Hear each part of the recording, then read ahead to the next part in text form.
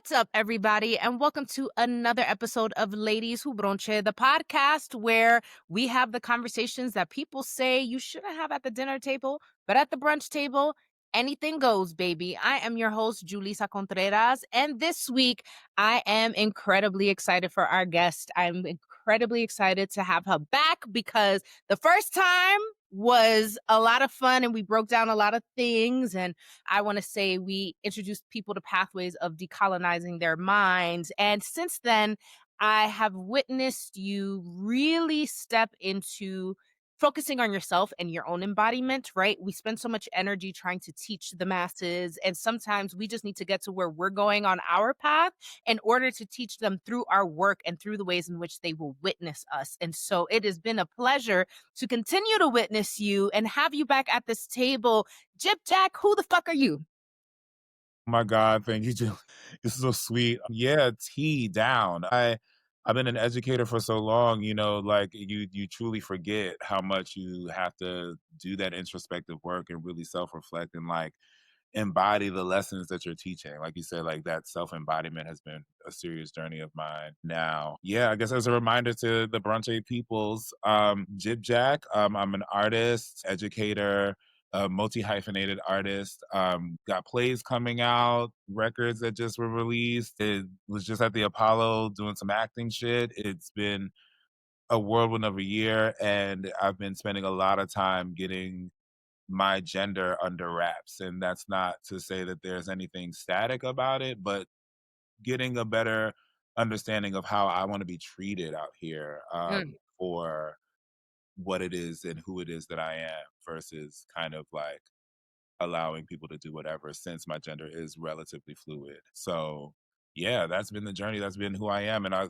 still figuring it out, hoes. Yeah. Right? Right. As our human souls do, we are always in the process of learning and unlearning and having that shit like fucking blow our minds left and right. I will say that I'm so excited that you have so much work that is coming out in this year, including the play, because your writing is so powerful, but your points are always very poignant. And I think that this album, or this EP rather, which we will talk about a little bit later on, does a really beautiful job, but also knowing all of the pieces that are being weaved into this work especially excites me because it really feels like a new embodiment of your medicine, right? What you offer to people. And I think that for the communities that you represent, this piece of work, like if you're willing to sit with it, if you're really willing to digest the themes, if you're really willing to show up for the work and literal guidance that comes along with it, it's an opportunity to find healing and exploration in ways that are different than the typical things that we're used to practicing. And so I'm just super proud of you and have to give you your flowers up front before we even go any further in the episode. This is really, really important work. And yeah, the people need to know. But before we go into all of that, let's get into the brunch questions and tell us, what is your favorite brunch plate and drink at the moment? The plate is still chicken and waffles, girl. Period. Give me a nice, real crispy Korean strip, okay? Korean style tender with Hmm. a nice crispy Belgian style waffle. Yes. And I'm simple as hell. Put some powdered sugar and maybe a strawberry on there. But if you don't got the strawberry, we're fine. Some good butter. There was this diner in Jersey that had like cinna butter. I was like, y'all done messed up. What? Yeah. And the drink, I'm like in like a Bellini. Yes. I feel like I said a classic mimosa last time, but now like a Bellini is hitting. Do you have a particular flavor? Like, are you a peach Bellini girly or? I like a peach Bellini. Mhm. You know, That's my like, and I don't eat peaches often. I'm not like into peaches usually, but like a peach Bellini yes. hits Right? with a nice juicy one just sitting in there. I'm like, oh my God, this is everything. Yes, Yeah. I love, love, love that. Also, I'm very curious. I've never taken a deep dive into how the Koreans have perfected this chicken frying, but baby, the Korean fried chicken, like It's niggas. Niggas did it. Niggas taught them how to do that. 100%, it has to be because I'm like, wait a minute It now, no, it truly is. where It in was the during the war. history did y'all learn to do this The like war. this? Dead ass. The war. And Yeah. and they just did the thing that, you know what I'm saying? This is out of very, very strict appreciation, y'all. They did the thing that Asians do, which is be like, okay, that's great. You taught us that. We're going to perfect it over here and put all of the rest of the science and math associated with it. Oh, y'all be using cornstarch too? Great. We're perfecting the exact amount and this, that, and the third. I still haven't had no Jollibee, but like Right. Yeah. the barbecues that be having the Yeah. Yeah. Yeah, for sure. So tell us, what is your favorite bochinche topic to discuss over a meal? oof. It's like it's barely bochinche in that like it's important, you know what I'm saying? But nonetheless, it still has its weight in like gossip and shitting on people. Anti-Blackness in the Ocha space is one Woo! of my favorite things to talk on. Really, it's like we gotta get a handle on that, and y'all gotta understand what it looked like, and you know who to listen to as we're trying to do our best to undo anti-Blackness in the Ocha space because what is it? Why is it there? What is it doing there? Mhm, mhm. Get out of When there. with literally Black Oricha. Like, you tell me there's a mix if we had the We Are the World pantheon of people, and there's very there's very little room for misunderstanding, I think, in terms of what it means to not be anti-Black in a space like that, especially when it is one that people are walking in to literally save their lives in some cases, right? Like, how are you going to be saved by someone who you hate or discriminate against? That doesn't make sense to And how are you gonna save somebody that you can't empathize with? me. How are you gonna actually effectively save them? Like, granted, you know, we believe and understand the sciences are the sciences, you know what I'm saying? 2 plus 2 equaling 4. I can't say that your energy is not and the ashe that you're bringing into the room is not like feeding something or not doing something, you know? So, you know, in one's respect, some of these people are crowning conservative Republicans in the first place. And I'm like, Mhm. why does this conservative Republican, white passing Latino, or just straight up white person need Orisha? Yeah, that part. That part. What are you giving them access to in that space? If you are really reverent to the power of what we say Oricha is, and like, granted, this full disclaimer, like, I'm not initiated in Ocha. That almost feels like you don't need to be initiated to know that. Like, it just really feels like low hanging fruit of common sense. Right. Like, how can you not mess with black people and want black ass deities? I don't understand that. And then you get into the people like, oh, like God comes in many forms and my Oshun. I'm like, I don't care if your Oshun comes down as Emma Frost. Right. It's the White Queen, really? I don't believe that. I don't believe that at all. But by all means, if that's how she comes down for you, I do believe that the Orisha do what they want. So if that's how she's showing up for you, there's some things that you need to think about. Cause she black, she chocolate brown. Yeah. Yeah. So what we talking about? Yeah. And I these are think that people who existed. These are not, you know what I'm saying? Like that's the part that I think people forget. These are deified ancestors. These are not random deities that nobody saw literally walking the planet. Shango was here. Shango was a king that was elevated to that of an Orisha. and I think people like give themselves too much license for something that actually has its own historical context. So just like the freedom and even artistically, the way people like represent Oricha and stuff, or some of the AI generated images that come about, I'm just like, y'all are wild. Like, y'all are really wild with the permission that you give yourself. So that especially, Afro Latinos and those who have an obsession with a proximity to whiteness, like, will love to like paint an Oshun looking closer to me than to you. You Yeah. know what I mean? Like, in a And way far that's like, beyond. all respect Maferefun Chango, but like the Chango macho statues sometimes that have this, like, it looks like a white man who's painted the chocolate brown, but the features, he looks like a white man. Do you know Yes. what I'm talking about? Like, it's like, Yes. I'm just kind of like, With this all European respect, ass but who leopard made crown. this? With this French ass leopard crown on his head. I'm like, Mhm. this is not even the people's crown that colonized them. Yeah, yeah, What? yeah, yeah.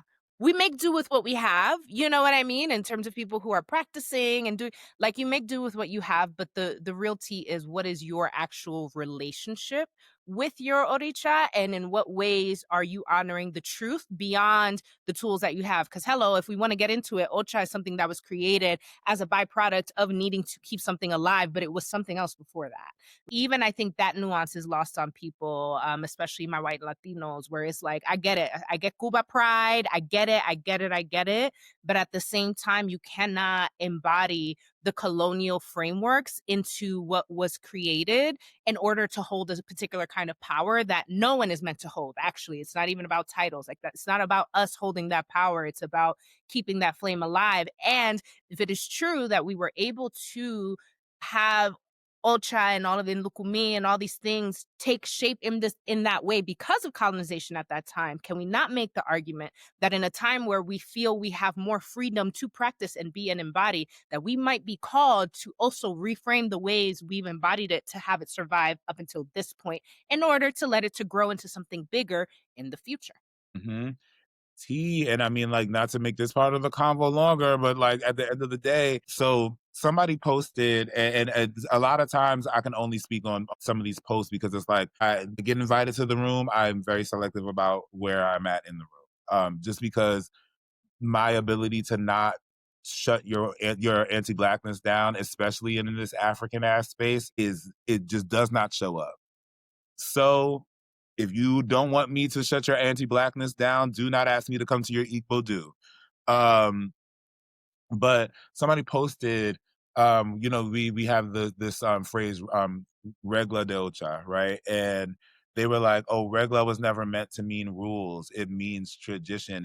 Ever since we replaced the word isheshe, which apparently is tradition in Yoruba, um, we, have been acting like regular means rules, and that we've been putting a lot of rules on Ocha that is not necessarily like completely factual, whereas there are multiple kinds of traditions, this, that, and the third, right?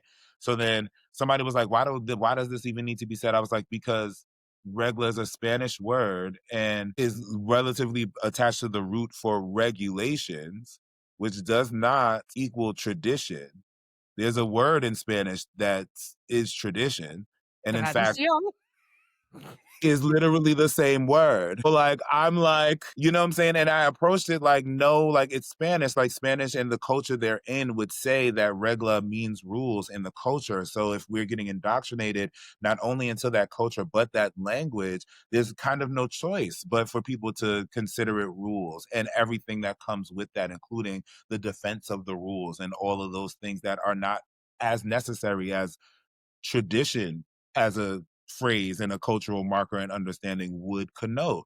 So it's like that their response to that was, well, what does it mean that you're speaking English? The same shit.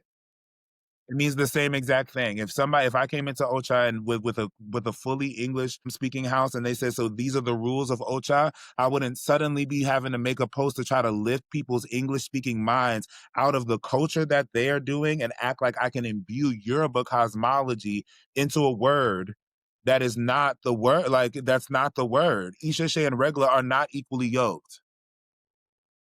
Period. Yeah. But then I get called crazy for, or like an asshole for like saying, oh, but people are where they are. You got to allow people their processing time. And I'm like, but you had the boldness to make this post. It would be different if you sat your ass down and did your historical research and processed it there. Right now, you're getting the gift of someone who's already done the processing, finishing it for you. That part. That part. That we are meant to be catalysts in positive ways. And so, like, don't take up the divine timing of their path to intersect with me in this moment where the universe knew I was going to show up exactly the fuck how I showed up. You know what I mean? If I'm one thing, I'm consistent. So Okay. so if their ancestors, their guys didn't want them to get it today, they wouldn't have let our paths cross. Okay, because it's not like you hunted people down and you searching, you know what I mean, looking for people to preach at. That's not how it works. That's also not how the space is meant to work.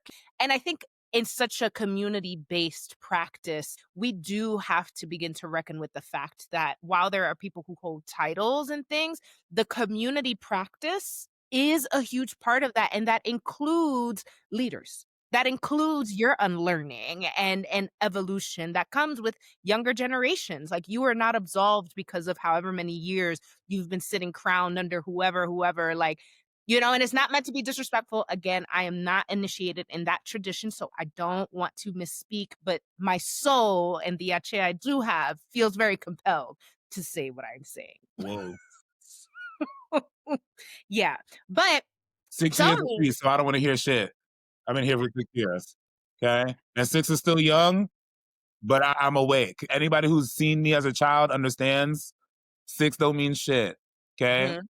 Mhm, mhm. I see what I'm seeing. I know anti-blackness long enough. I'm 37 in life. Trust me, I can look at anti-blackness no matter how long I've been in a particular institution or anything like that. So 100%. And we're gonna dive back into anti-blackness in our Tuta Loca section again with a bit more framework. Tell me, what was it like to go out to eat when you were growing up, if that was even a thing? one of my favorite things. I still love going out to eat. I don't get to do it as often as I'd like, but I love to freaking like go to a damn restaurant, you know? It was always really nice. It was something you had to earn. Or my mother had to be very particularly not finna cook, or she just was like, I need to get the hell out of this house. It was similar with traveling in general. Sometimes she just would get the itch to be like, get me out of here, and we would go. Oh, it was a lot of BBQs in the beginning, so much BBQs. I would be so jealous seeing these Texas-sized alcoholic drinks with the little like vial of the extra shot. I just wanted the vial. They would be all neon and shit, and I'm like, look at this colorful thing. Like, I want it. Um, Now as an adult, it's like, okay, turn up Right. 5. And yes, I do. I still want it. And yeah, like I mean, I'm a pretty finicky eater, so I'm like always the one like getting the easiest thing on the menu. And not because I don't like weird stuff, but because I don't trust everybody's weird stuff. When I'm cooking for myself, it can get weird. And when I know somebody, you understand what I'm about to say. There's just a sense, like I don't even need to have had your food before. There's just a sense you just be like, Yeah. there's a throwdown in your spirit. You know what I'm saying? And I don't know what this is on my plate, but I'm gonna eat it, you know? Yes. You don't see that many people like that as much anymore. But and some of those people just don't have the time to invite people to the house and cook. Like who even can do that at this point in the game? But I do know most of my niggas cook. Like Thanksgiving, there's never been a problem Yeah. ever. Yeah. I've never had an issue. There is nothing like BBQs back in the day. It still exists, it's still thriving, the drinks are still the drinks, but, like, back in the day, it really I don't know what happened. I don't know where it went wrong, but, like, I miss old BBQs. Yeah, Yeah, same. I don't know. Like there's something weird with the food in general. very much, very much. So I Anything you always revisit. like literally I'm like wondering like how much is just like literally the quality of the food, and whenever I think about that, I'm like, damn, this is like shit. Yeah, BBQs ain't hit in a long time. They ain't really hit in a long time. The chicken is less crispy. Something's weird. All Hmm. right. Well, let's move into our cheers section where we shout out dope people doing dope shit.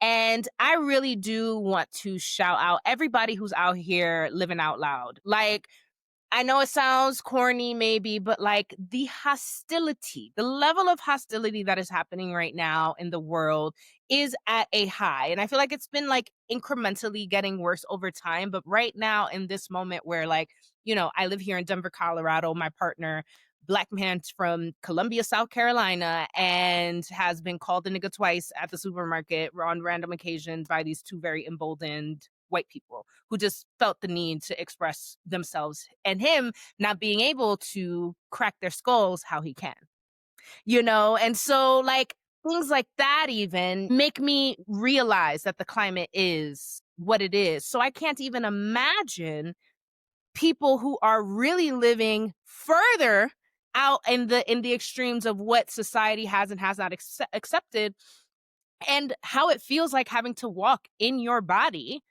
today in these streets with people who are more audacious than ever. And again, if we come out and choose violence, we're the wrong ones. And I put that in air quotes because sometimes there is a time and a place for hands. I think I'm not often in the position to give them, but I'm also not quick to judge somebody who sometimes has to resort to some hands in T. a given situation. Because sometimes that is the learning. That is the whooping that you need to get somebody spiritually aligned in the ways that they need to. So, really, yeah, huge shout out to everybody who's living out loud in all intersections of identity, social class, whatever you want to call it. It is not an easy time to be yourself, but in this time, the best thing we can be is ourselves. Period. Full echo, full echo. And I'm gonna get just a little specific. Please. I'm shouting out artists, in that same vein. We as you know, Mm, to be an artist is to to speak up regardless, even like for, there's this, potential split between artist and entertainer, right? And I feel like if there is one, it's that like an artist wants you to take something else, you know what I'm saying, from the experience other than the fact that it was good and you were entertained, whereas an entertainer is okay with you just being like, that was fun.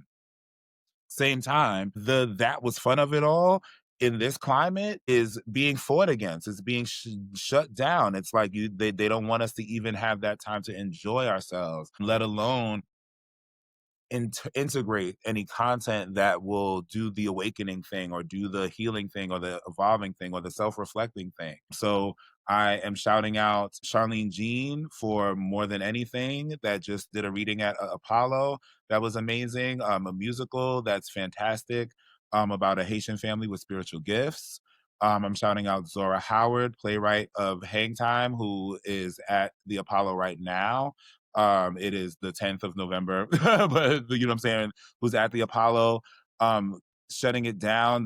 She just had, a pretty much a world tour of this work. It's a ridiculous work. It's the kind of thing like to me, even the blurb is giving y'all too much information. right. I felt the same. I had a chance to see it at the Flea, and I'm like, "No, just go see it. I'm Don't like, fucking worry about it. Just go I'm sit your like, ass down." the title is too much information. Like take it Mhm. like it like I'm not telling y'all nothing. Just go. Just go. I'm shouting out David Sosa who just released a project. And it has a song on it with me called Egun where we're really speaking up what it is to walk the path and have the need for ancestral veneration and ancestral intercedence, regardless of outside of the idea like, oh, it's good to, venerate your ancestors. Like, this is why. And I'm shouting out you, Julissa, who not only is in the middle of writing and creating a bunch of works yourself, but also manages to find the time to work with artists and bring their visions to life and get them closer to visions that will get them funded and closer to visions that will get them just like supported and seeing what it is that they're doing in real life versus just in their head. And the way that you have done it for me just by literally being like, oh, Jack, yeah, this one scene is great, what do you mean here, and asking me questions that made me have to go in and be like, okay, like I have to answer that fucking question. You know what I'm saying? Like, I don't know what your actual workshops and things are like, but just being able to get on the video chat with you after you read it right quick is life changing, world altering, and vision manifesting. So I know you set this up to not, you know what I'm saying, get asked about a lot, you know what I'm saying? But through you, bitch, I'm letting you know that your ancestors are proud of you too. And we are here looking at you and watching what you're doing and honestly reaping so many benefits. And I think that what you do have these ripples to the people who might not even necessarily need it. They see it and it's still like, okay, I have to remember, like, even if I don't need that workshop, that work still needs to be done. Let me do that and make sure that what I'm doing is in full integrity, not only to the vision, but like to the message that I've been given the responsibility to deliver. And also framing it that way for these artists. Again, and that's again, I haven't been in these workshops, so that's you already know they just screaming and yelling. I really appreciate that. I really appreciate that one because I have a very hard time celebrating myself in my work. I'm not good at that. And also because, I can never tell if my essence is landing or if it feels very like in my Pisces form, just like, "Ooh," but like I really do try to speak from the soul and guide from the soul, but also real recognizes real. And like the reason I'm excited to get into the conversation about your EP is because, like, again, for those who don't know, I went to high school with Jack. And so, like, I've been witnessing your greatness for it's now been over a decade.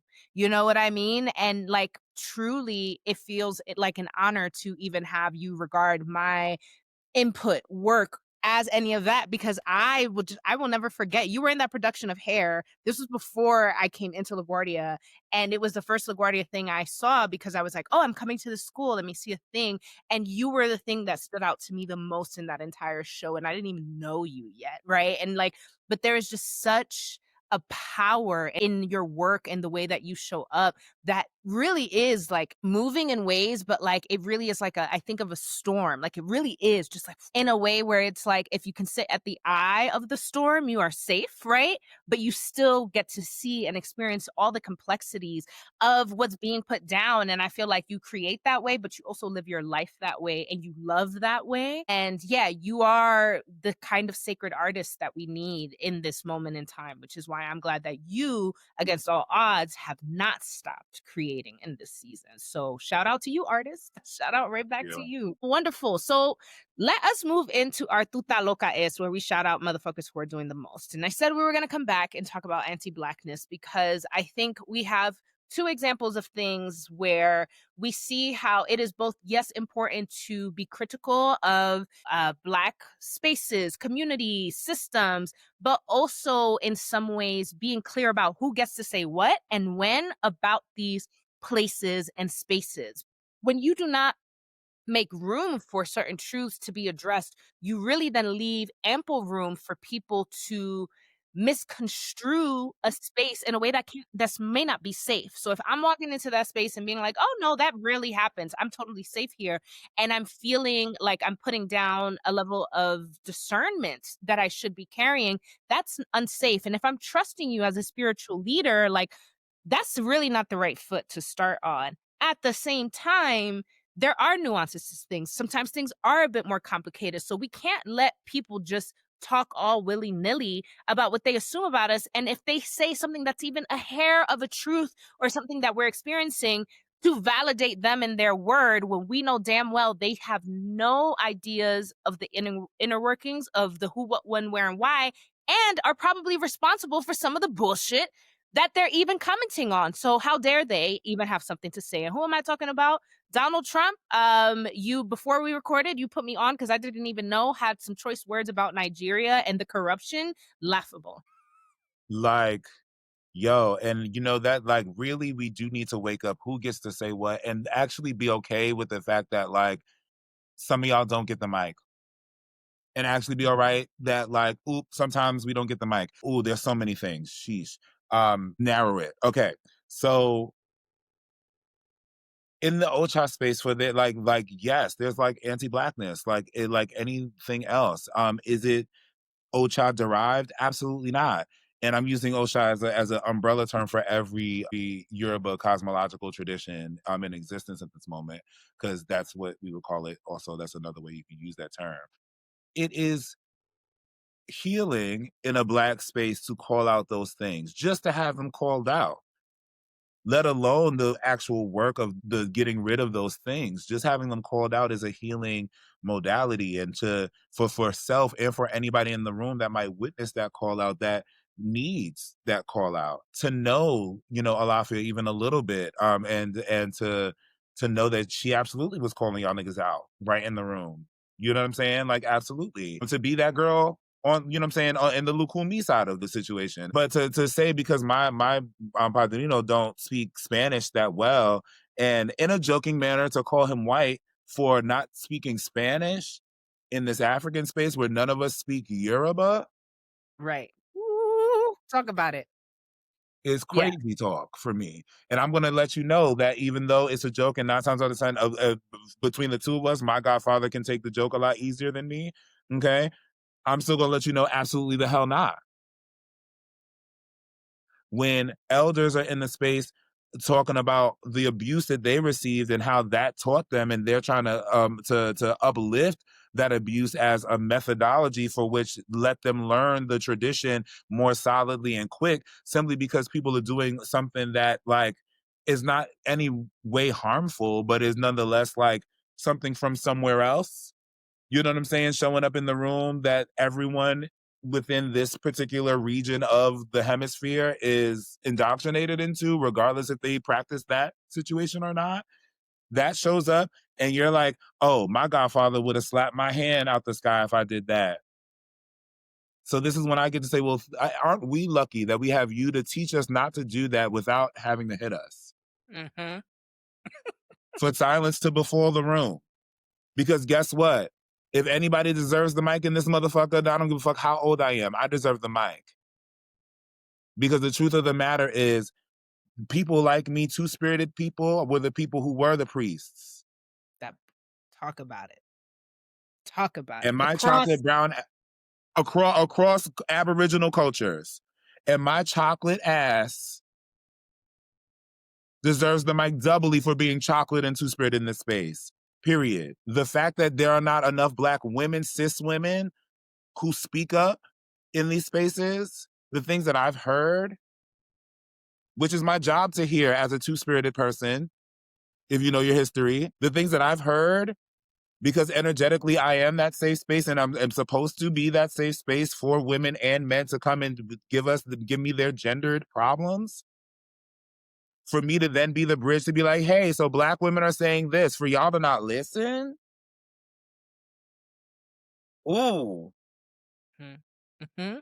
Lack of respect, a lack of reverence, and a complete lack of understanding of the actual power of two-spirited people and trans people across the world, across traditions and cultures. The reality is that we know that the reason why they can't pass that mic, or when the mic is given, sit still and actually digest what is being said, is because something inside of them is shaken in such a way that they cannot believe what they consider an audacity of what you know and how boldly you are willing to speak it out. And the reason it shakes them is because they could never. Like it's almost like that shame. It's like a deeper shame that they don't know is shame. And so that shame and fear turns into rage and anger and hate. And they can't even sit with a fucking like, wheel of emotions to say, all right, where is this really rooted from? Because they don't think they have to. And they don't in a position of power and privilege. They don't.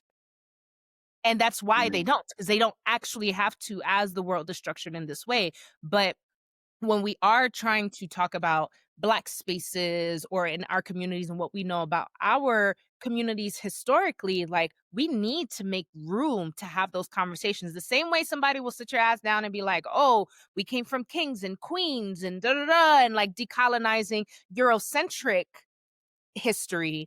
Now let's take it a step deeper and say, all right, what is lost even beyond that one step that we are willing to go into in our own history?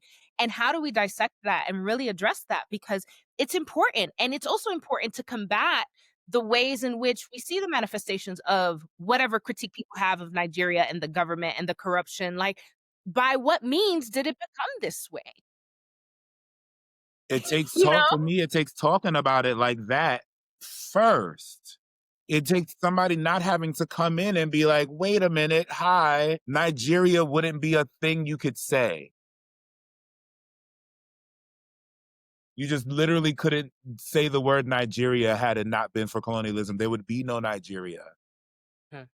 These Mhm. borders that make up Nigeria that actually cause a lot of the friction that make people be able to say dumb crap like, well, we sold our own to people in the first place, were created by these colonial powers that currently has the keys to.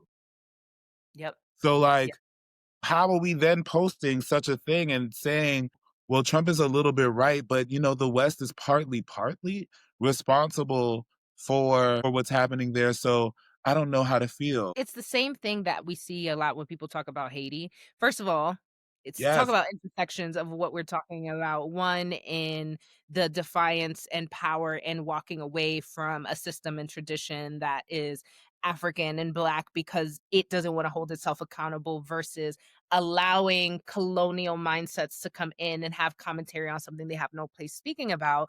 It's exactly how we handle Haiti. It like the way people are afraid of hoodoo and voodoo and all of these things that are associated from a spiritual standpoint with Haiti is laughable, because when you think about Haiti's history and a lot of the power, there is a lot of non-spiritual shit that sits on the respect that you got to give Haiti, which is not to take away any respect from whatever was spiritual and the practitioners and people who were in the work that is not listed in the books, like, but also there is practical shit. If you can't go there, there's other practical shit to put respect on that people refuse to talk about, but will then dip into the narratives of the spiritual traditions to be like, oh, well, it's just a cursed island. That's why it's that way. That I've heard many a Dominican say, well, it's cursed. That's what happens. Look, they're not Christians. They don't follow the word of God in the ways that they're supposed to. And then you can have Haiti on list of, poorest country, poorest this, but also have Resources. so much resource. Like it is one of the richest lands, if you think about it, in resource, but not have the conversation about who is taking those resources, what is being exported there, what people are allowed to dump in Haiti that then helps fund some of these groups and gangs that start to stir trouble. Nobody wants to talk about the nuance. Everybody just wants to look at Haiti as a poster child of, oh, woe is me, but also secretly, I think they revel in this idea of ha ha ha, fuck a first free Black nation. I feel like Mm. in it, that's really what it is. It's like we will never let you have any power and respect because fuck a first free Black nation. Wake that right on up.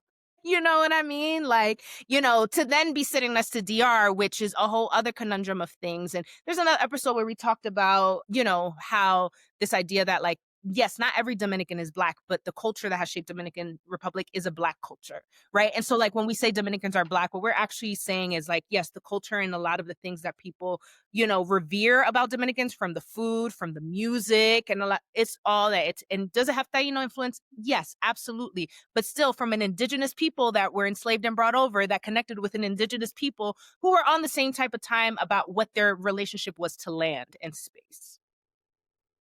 So it's Period. still, you know what I mean? It is still just as much Black as it is Taino in their intersections. Period. So yeah, I just think that we give people too much permission to not learn and have a whole lot to say about shit that they don't know shit about. And enough people start to sing those songs and suddenly it's all real. So like corruption in Nigeria, sure, corruption in Dominican Republic, corruption in Cuba, corruption in any country, period, let alone a Black-led country. Right. Corruption in Brazil, corruption in Congo, corruption in Burkina Hey, Faso, Sudan right corruption in now, heavy, like, yeah. like, you know what I'm saying? Like we yeah, these Black ass places are corrupt because white people put corrupt people in power so that they could maintain their relations. Because Mhm. anybody any African president who wasn't corrupt would declare war, Yep. no Yep. matter what they had to fight Yep. with. Mhm. Would be like, sorry, like liberty or death. We got that from y'all. Mhm. That's what any corrupt. So y'all looking for a lack of corruption in these African presidents, but acting like they. But what? Pusillanimousness and corruption go hand in hand. Mhm. Okay. Mhm. Yeah, down. It's. I mean, I don't really have much to add. It's just like, yeah, like I can't understand even, I guess, a need to do any more research on certain things. Like people my age, especially some of these people are older than me, but people my age should absolutely not need to do any extra research on what happened to be able to not say, well, I don't know what to do with Trump talking about. You know what I'm saying? To be able to not like you shouldn't have to do any more research. Why is it that your thinking can't go beyond a certain place? There was this other post somebody made that was like, it's so sad that Black people consider their ancestors demons. And I'm like, in two things being true at once fashion, absolutely, but that's a bit reductive. Because if that just happened to us, then it would be sad for sure, but it's a part of a plan. So that same plan is why the Dominican Republic can try to shit on Haiti about A, B, and C. That same plan is why people who are looking at Alafia leaving, having left the tradition, have more questions than just like, is it the people? They're questioning the Orisha, and she has to make it very, very, very clear that Oshun has nothing to do with it. Hmm. She has to Black, literally, not light skin Ocha. okay, chocolate Oshun, cacao Oshun, Hmm. okay? She has to let people know, like, oh no, it's not Oshun. It's not the Orisha. I'm not leaving the Orisha. Which when I first heard, which was more recent than it actually happened, I was like, bitch, what does it mean? Are the shrines gone? What's happening? Because people, you know what I'm saying, at the end of this, you can't just say that. You know what I'm saying? Like, people are literally sitting here like, oh my God, well, are the Orisha demons? We are living in a situation where, like, yeah, there are Black African American Orisha priests who have to not engage gospel simply because they know that the demons that any gospel singer are talking about are the Orisha. We have our Mm, own demons that we can put and put in intent and in place of that, but that doesn't mean that the energy is not what the energy is. yeah, yeah, yeah. That is, I think that that's a beautiful segue to talking about your work because the intention that the creator of a piece puts in, like, as much as we try to reframe and reclaim things, like, things are born, things have their parents, right? Their energetic parents. And like, it is true, and that is what is birthed from. But I think that in your EP, I keep calling it an album Me because too, though. Me too. I keep I was fucking it gonna up too. say, I wanna relegate that to the fact that it needs to be an album and not that I just keep saying album instead of EP. But, I really think that there is something powerful about the intention here. And so tell us a bit about how this came to be. What helped you to birth this project in this moment in time in its formation? Woo! Okay, so as a project, I'll say, and this is going to be a little out of order, but as a project, I'll say when I realized that it was going to be more than one song, I was like, okay, and these songs go together. And the producer was the single producer, which is not, it's very atypical for me to have one producer on a project. But that I was going to be getting beats from this one guy, Hex. Shout out Hex Productions. Everything that I was making had this extraness to it. I mean, it always does, but like it had this like there's these incantations in it, and I'm like, oh, I've worked with repeated phrases before. This feels different, and figuring out what that is, and being like, oh, okay, like there's something in this that's meant to activate. Now, backtracking, the first song of the record that was ever created is Tricks, which is the third song on the project. Mm. Long story short, and without revealing the who, even though I don't care, her life is what it is already. Also, I'm not a love and light worker. I'm not one of those people. Y'all will figure that out if you Okay. project, and you'll figure that out here too. And if you weren't here for the last Ladies Who Bronché that I was in, or the Anukai tree that Julissa was in, then welcome. Yeah. Welcome to Will Light the Candle on that ass. Yes. So this lady booked me, a friend of mine booked me to sing background with her, this lady who couldn't find anyone in New York to do background for her. She knows a bunch of people. She is most known for being one of the first people on this Tony Award winning project on Broadway. She did not receive any Tonys on her own for her own work, but she does have one for being in that situation and them getting an overall Tony for like best production or something like that, right?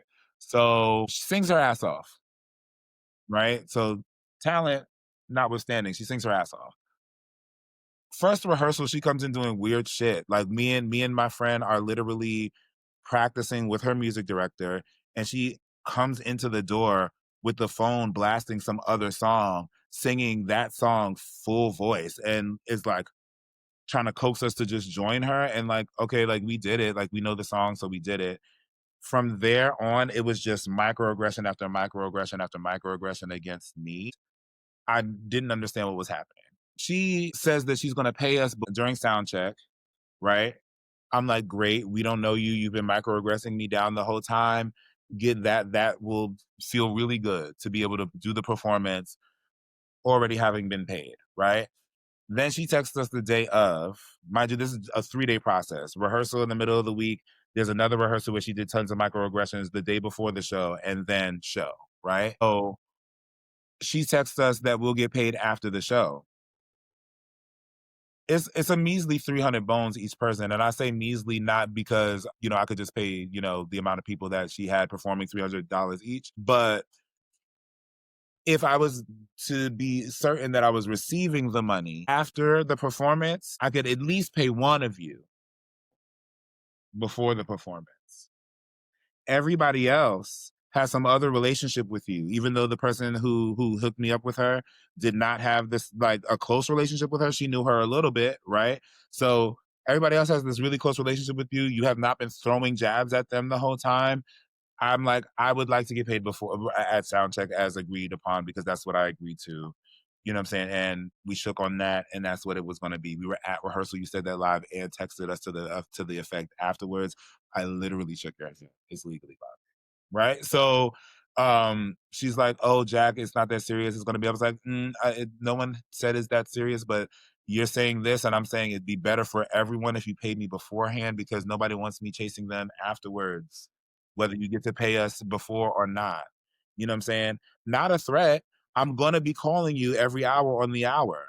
You're gonna just be annoyed as hell. It's not like I'm gonna come to your house and find you, but I can. I can. So she goes, "Oh, we don't take kindly to threats. That'll be it for you. Thank you very much." I'm like, "Okay, well, I expect to get paid for what it is that I've done," which I was expecting to get 200 of that because I was at both rehearsals, right? She could even tried to finagle a 150 for half of the job being done, right? You know what I'm saying? We could have negotiated that, and I probably would have been okay with a 150, considering because I don't think anybody really got the resources to be paying that 300 either, right? So but again, I don't know her and I don't owe her anything. And she's been shitting on me for the past week, right? So the week after, I get a Wells Fargo Zelle for $10. That's wild. That's disrespectful. That's really disrespectful. I'm sorry. It's not even funny. I'm just like the fucking audacity. Wow. So your response, but a cackle. Take it Right. from giggle to full Oshunari. You know what I'm saying? I'm a crown to Oya, but when I say Ibu Kole YAO, okay, she was like, get her. All right. And I was like, because will I light that candle? Yes, but that's not what I'm gonna jump to. You know what I'm saying? Like it's gotta be real. You know what I'm saying? Like for real. And no shade, there has to be this energy of you've had it coming since before you met me. Right. Vibes, right? It takes So work and time. No, this is not easy. so Hex sends me the tricks beat 2 minutes after I'm like, I get a notification for my email. When I tell you the notifications do not be notificating, okay? There's not a notify happening whatsoever with this motherfucker. If we're having a conversation on something, 9 times out of 10, if you see me not there for 5 minutes, it's because I put my phone down for a hot second. And the only reason I came back and saw it is because I came back, okay, on very purpose. All right. So I get an email notification of this beat. I play it, it's like, I'm like, oh, vomit. The song just comes out. I ain't even write it. I can't even like I throw it up onto a page and then I record it and send it to Hex and he's like, oh my fucking God. And he sends me a bunch of other beats. Months later, the rest of the project comes about. Egun, I'm sure I'm just gonna say it because I know what questions you might have. Egun was like, and this is gonna be more than some listening shit. I'm getting all these incantations and I'm like, okay, what do I do with these incantations? And a lot of times in my process, some of the lyrics I don't write down. Like sometimes like I don't necessarily like freestyle it, but I do a lot of the developing in my head and then I'll go into the booth with it. So I'm like, okay, let me write down this incantation. And I'm like, okay, what do we do? So then for the next thing that pops up is like make a sigil out of this.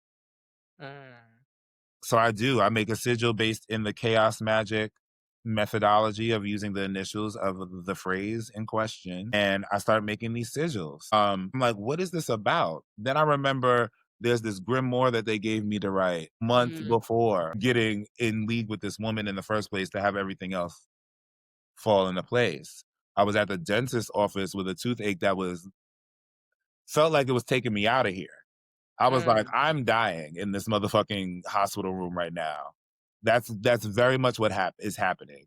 And as a person who has had ideations of self-harm in their life, I was like, "Okay, I'm realizing in this moment that that's not what I want." So the first sigil of this grimoire comes to life. It's called the Tree of Living in the hospital room. I'm literally just like making it and the sigil it was created as I will live the life I want to live. I will live. I will live. I will live. And if you know that so much of that got crossed out, but nonetheless the energy of which is in there.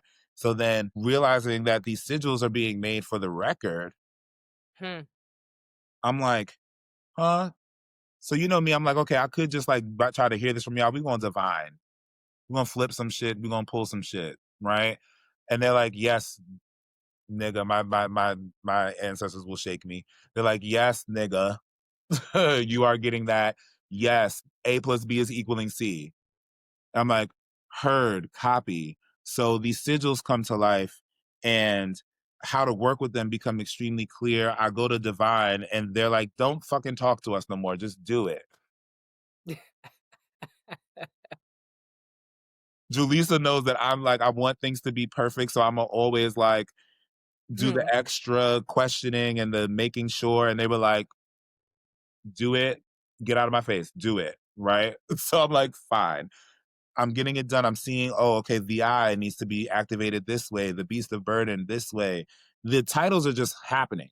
And I'm not even like, you know what I'm saying? I'm like, oh, okay. And echo of the second shout and of the second strike and planted reflection and all these things are just coming up. And then it was like, okay, so we need some level of an introduction into the combination of the sigil and the music and the idea for the rollout came to me. So I honestly feel like by all means, anybody that's like, we just gonna go listen to the music, do that. But if you start feeling some things, or if you look at the main cover sigil, you're like, what the fuck? What do I see? And I'm seeing all kinds of things. People see faces, birds, Mm. all kinds of things, right? Well, I'm seeing something and it's doing something to me.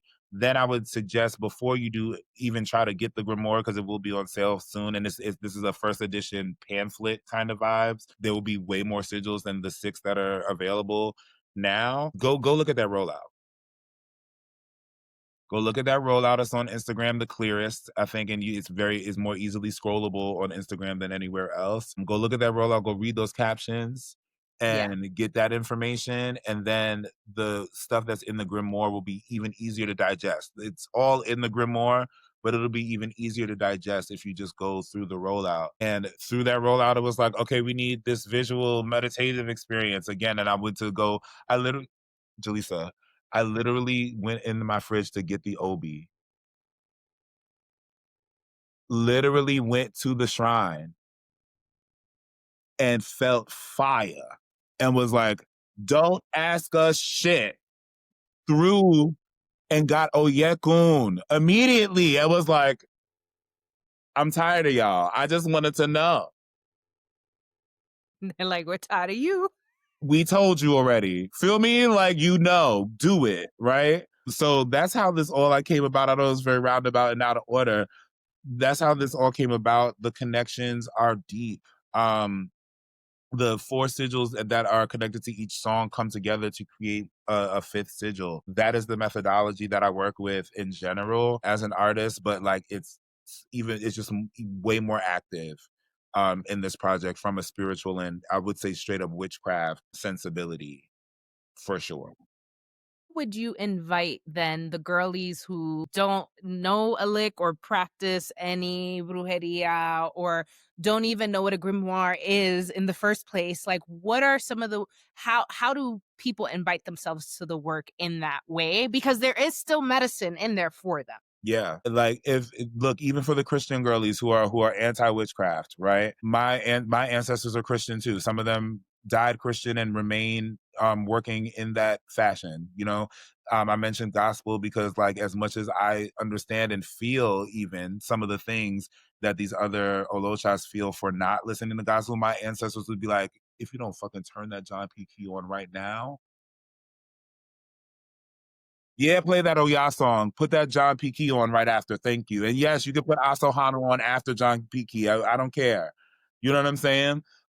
This, it is what it is. So that the Christ consciousness is baked in it as well. To me, a person who is meant to be Christian is just meant to not light the candle for anything, right? The Mhm. idea that Jesus paid it all is about you not having to do your own work in that regard and being able to just let the egregore, the ascended master of Yeshua Ben Hur, do the thing on your behalf. There are things for people like us who do have to do our own work in this grimoire that will do certain work on your behalf so you don't have to do that. You know what I'm saying? Because we tired. But engaging the music will by itself will activate the medicine for you. Engaging the meditative, the one is called it's called Beat the Boss on YouTube. There's like an 8 minute and change meditative situation that includes all of the incantations and then them superimposed while the sigils are superimposing. Having a soft gaze and a relaxed forehead, which is how you actually open your third eye. If you like this, then it's closed, girl. Relax your forehead and have a soft gaze while getting the sigil information and getting the sonic information while you're deep breathing and all the other things you know to do during meditation and prayer will activate the medicine for you as well in a way that doesn't require you engage the work from a hands-on perspective. Definitely be ready to feel the pull to do a little something. A connection with one or more of these sigils based on what it is that you might have going on. If you need protection down, that beast of burden might be like, hey, like I need you to make a monster for yourself real quick that will do the things. If there's something or somebody that you've been trying to just get to find you, the eye will turn their eye to you, and you might want to work that a little bit more. You might feel called to work it. I say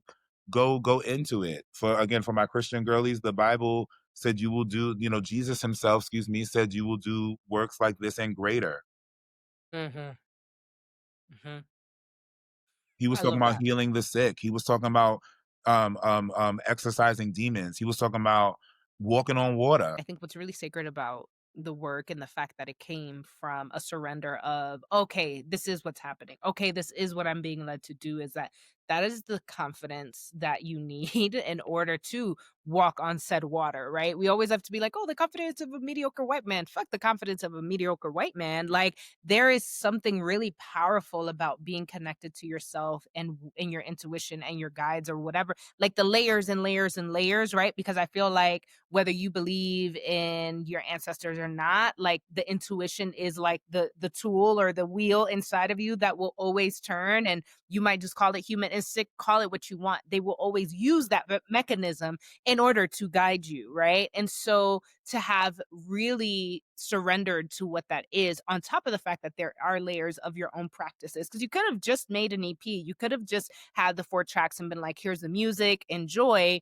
But right now, and I think that this is true for many artists who I've been in relationship with lately, is that the call to what we create feels greater than ourselves. It feels greater than just the fun part for us. It like we need to be weaving in integrity and magic, either literal magic or figurative magic in everything that we're doing, because the way the world is cracking open right now, it's like these are the markers, these are the tools that people need that are not going to be handed to them in a space where there is a lot of deception and trickery, which is why I think it's interesting. We even started with that song Tricks, right? Like anyone else could have entered that space and handled that situation much differently than you, or given power to the disrespect by not defying it and claiming what you needed.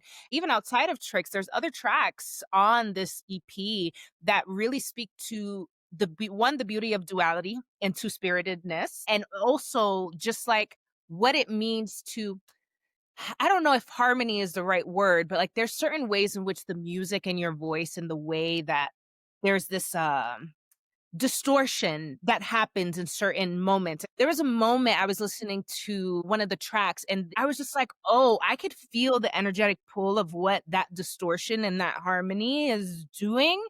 And it's on purpose. Like, it is really, it's not about sounding pop, typical, like, it's beautiful, right? But it's so much its own thing that I could feel the implications of what was happening there, and I was like, "Whoa, this is some deep shit." And then that's why I had to be like, "You know what?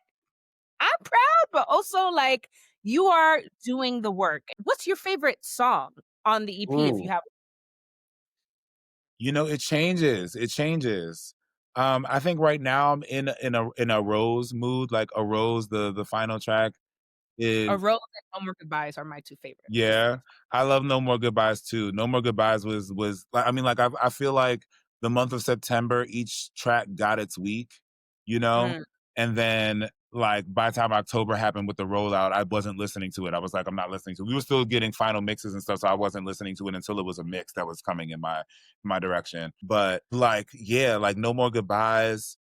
Ooh, that thing like had me just like in my feels for a whole week. But right now, I'm feeling the rose moment.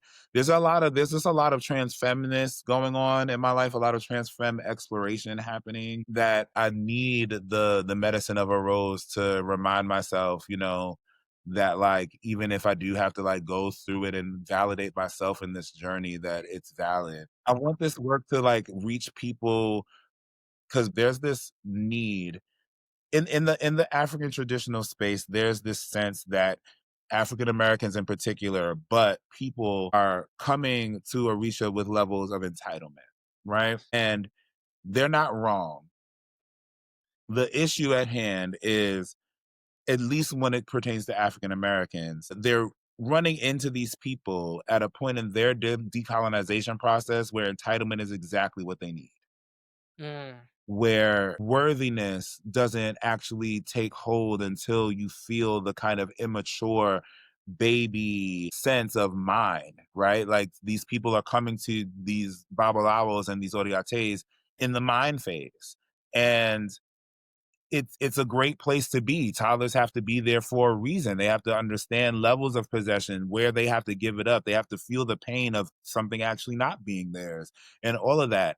These are things that they have to come up with when they're in the decolonization process too. And because what actually enters the brain, which is life is mine, meaning I should be able to live without having to earn life since I'm living, right? And so earning a living as a concept is really crazy. And what happens to a decolonizing mind, they see that, but they can't do nothing about that. What they can do is something about their inner life, and they bring themselves to spirituality. And because they still need to feel something from out here, a lot of times they just want to do something that's not white. And because Orisha practice is mainstream, not white, this is where they come. And then y'all give them readings that tell them that they're either not entitled or certain other things that cause trauma for them. And then they do things like, well, I'm black.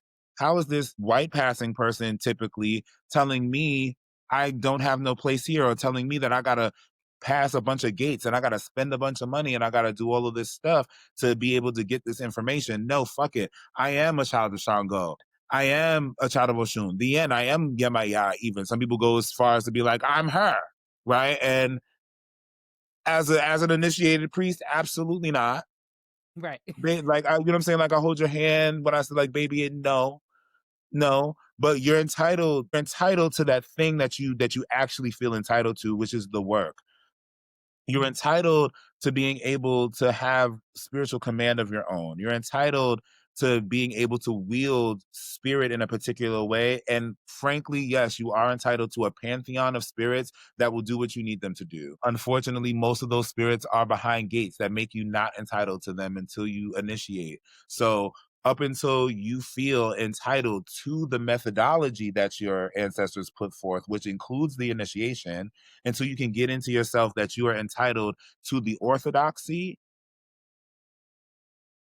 I still need you to get some work done. So here goes this album, I mean, this EP, here goes this grimoire, right? For you who are entitled to a beast of burden, to you who are entitled to being able to see beyond what it is that you need to see beyond, for you who are entitled to be able to see your highest self by putting the planted reflection somewhere, even when everything in front of you otherwise is telling you you can't be anything but your lowest self.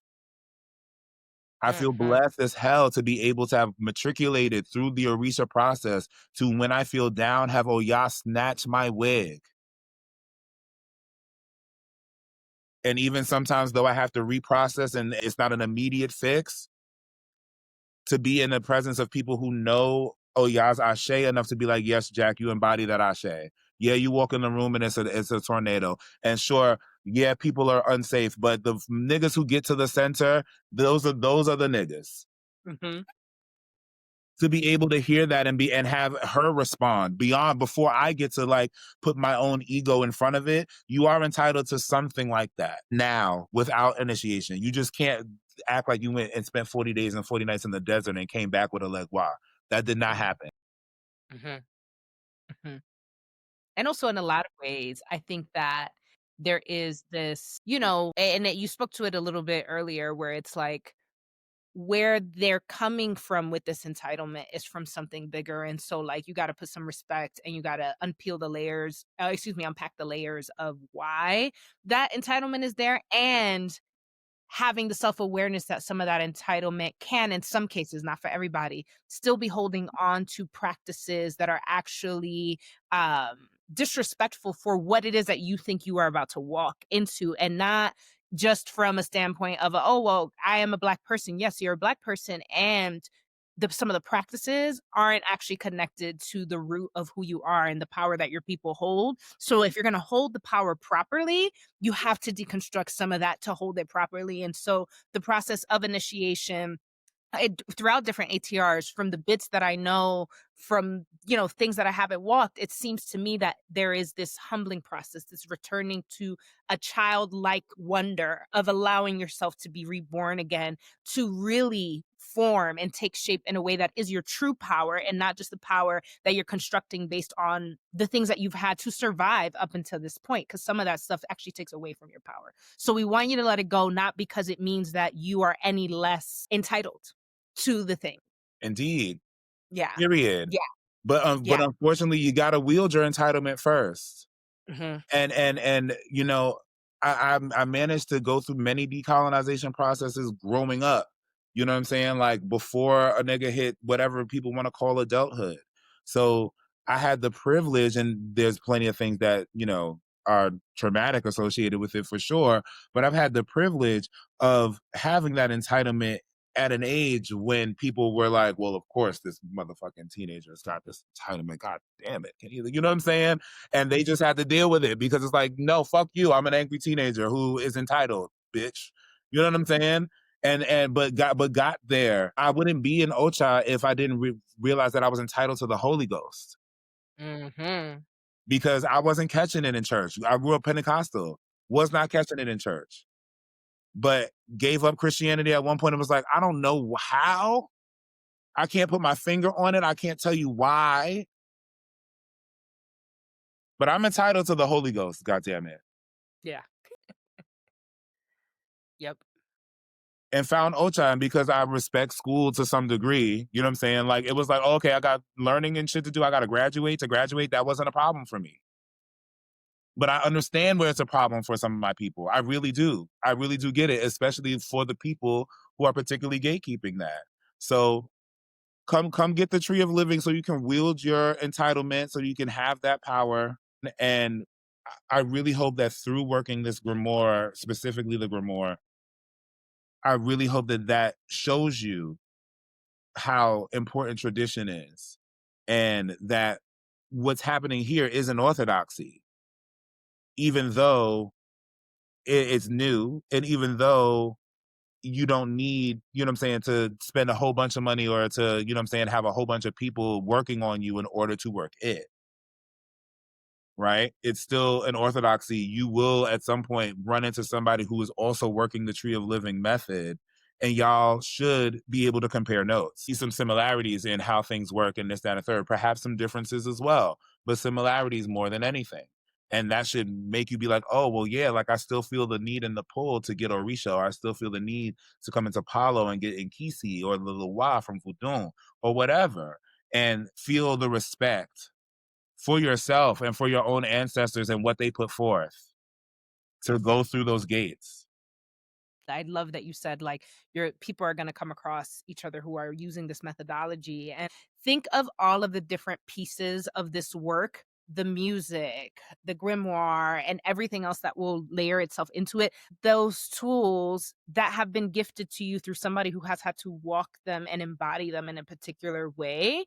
Build community around that. Build community around the power that you hold. And I especially feel that for the two-spirited girlies, like I just want to say this again, like there was something in particular, not that it's not for everybody, but there's something about a rose and this work that feels like a complete deconstruction and invitation into something deeper, especially rooted in, whether you meant to or not, the experience you had to go through when you were getting crowned, and the things that were people were trying to negate, that were literally like, hello, who the fuck do you think you're questioning in this moment? Are you wild?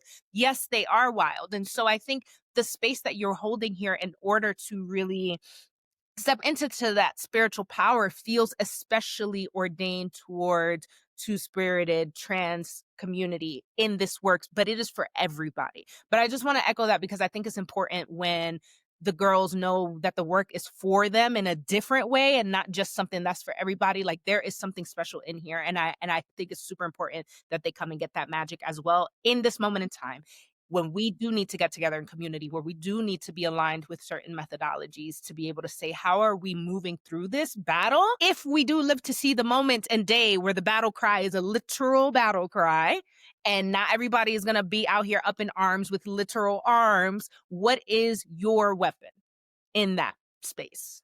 Even if it is just having your own power and feeling self-assured, then get to really learning and wielding your weapon. And I think that Yes, yeah. Invocamos, I say it in Math Dominican, Invocamus, facing the tower is this work. It's beautiful music. And if nothing else, all right, if nothing else, if y'all not into none of this, the music is beautiful. Check out the music. You want to hear this.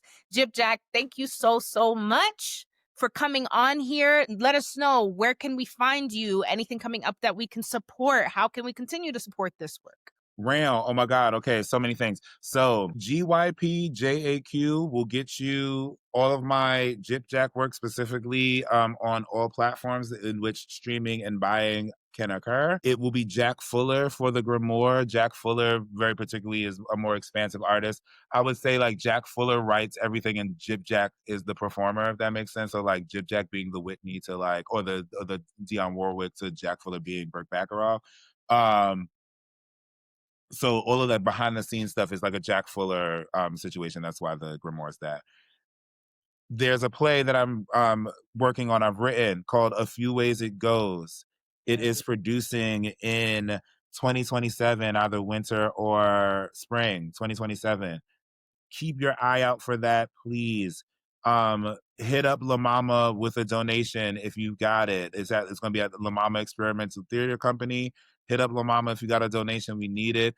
There will be a movement workshop at the end of January or the beginning of February. So if you move, you even remotely a little bit classically dance trained, come through. And yeah, we are still casting and all kinds of things of that nature. There the next Invocamus record coming out soon. Hopefully a Valentine's Day. Ooh, Hopefully a Valentine's Day. And oh my God, so much more that's on the table that we can definitely get into once y'all get into that. period. That's a, Sorry, I was gonna say take as much as you can chew, bite off as much as you could chew, because it's a whole meal. it's okay. It's a buffet. Okay, it's a buffet. Yes, All yes. right. I love that. I love that. And you can find us at Ladies Who Bronché across all platforms. Thank you so much for tuning in today and supporting my sister here. Truly, I'm gonna say it again. Listen to the work, engage the work. Even if you're just a little curious, you will get something out of this. So thank you for tuning in today. And until next time, Bronche.